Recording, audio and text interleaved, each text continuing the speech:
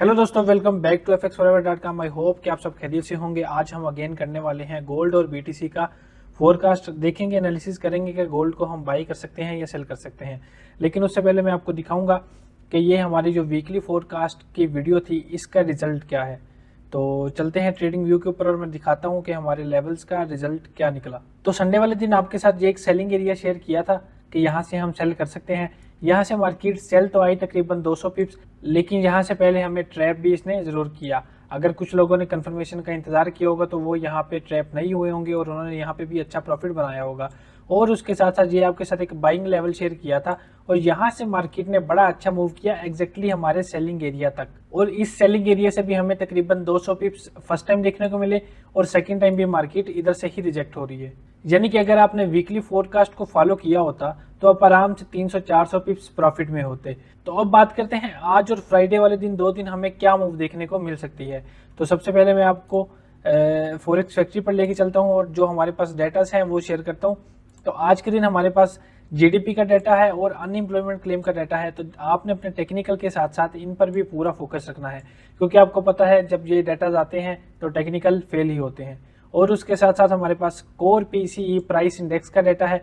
तो इसके लिए मैं आपको एक तरीका भी बताता हूँ कि आप अपने मोबाइल पर ये टाइम का अलर्ट लगा दें 5 मिनट पहले का, ताकि जब भी कोई डाटा आना हो, न्यूज आनी हो, आप पहले से ही आपको पता चल जाए कि फला डाटा आ रहा है। समटाइम ये होता है कि लोग टेक्निकल को फॉलो करके अपनी ट्रेड एग्जीक्यूट कर लेते हैं और फंडामेंटल को भूल जाते हैं। जब फंडामेंटल का डाटा आ जाता है फिर उनको अचानक याद आता है कि वो आज तो डाटा भी था, लेकिन इतने में बहुत देर हो चुकी होती है। तो इसके लिए आप अपने मोबाइल पे अलर्ट लगाएं, सबसे इजी तरीका है।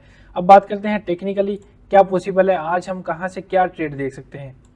सबसे पहले ये हमारे पास सेलिंग एरिया था, इसको 2 बार मार्केट ने बड़ा अच्छे से रिस्पेक्ट किया। तो अब सेलिंग एरिया हमारे पास वैलिड नहीं है, अब मजीद हम यहाँ से ट्रेड एग्जीक्यूट नहीं करेंगे। अगर हम H1 में देखें तो H1 में हमारे पास ये एक बाइंग एरिया है, ये वाला। अगर इसको हम एक इंड्यूसमेंट भी माने तो ये लेवल हमारा एक बड़ा अच्छा लेवल हो सकता है। इसकी अगर मैं आपके साथ वैल्यू शेयर करूं तो इसकी वैल्यू है 3367 से लेके 3372।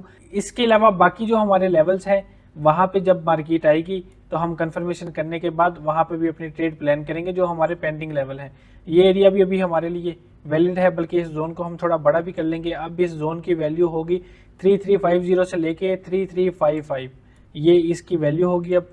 और नीचे एक और लेवल भी हमारे पास पेंडिंग है, वो हमारा ये वाला लेवल है।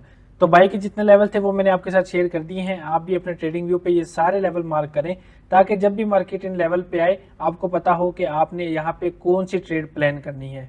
और M15 में भी मैं आपको दिखाता हूँ कि हमारे पास क्या स्ट्रक्चर है। तो M15 में हमारे पास ये एक बाइंग लेवल था, ऑलरेडी मार्केट इसको टैप करके ऊपर जा रही है। और अगर मार्केट दोबारा इस लेवल पे वापस आती है तो अब हम यहाँ पे ट्रेड एग्जीक्यूट नहीं करेंगे। माइट पॉसिबल कि अब ये लेवल ब्रेक हो और गोल्ड हमें इस लेवल पे मिले।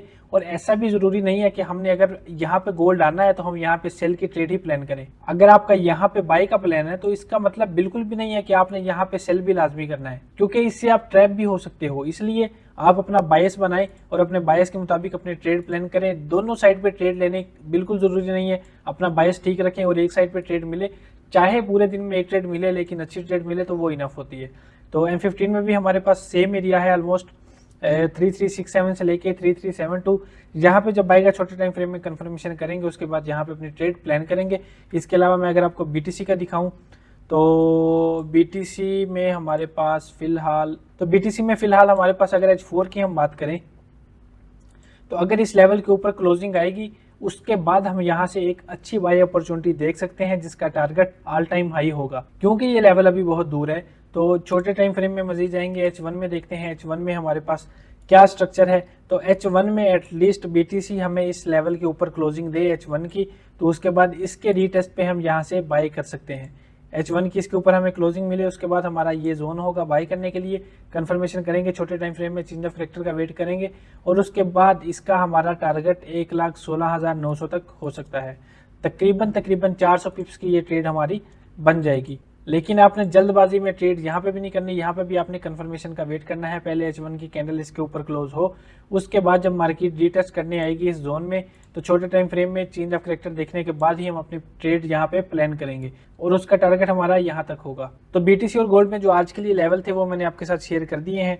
मजीद अपडेट्स के लिए हमारे व्हाट्सएप चैनल को लाजमी फॉलो करें। यहाँ पे हम डेली बेसिस पे चार्ट सेटअप और मार्केट के रिलेटेड कोई अपडेट होती है तो वो यहाँ पे शेयर करते रहते हैं। वीडियो अच्छी लगी लाइक और शेयर जरूर करिएगा, और अभी तक अगर आपने हमारे चैनल FX फॉरएवर को सब्सक्राइब नहीं किया तो जरूर सब्सक्राइब कर लें। मिलते हैं नेक्स्ट वीडियो में, तब तक अल्लाह हाफिज।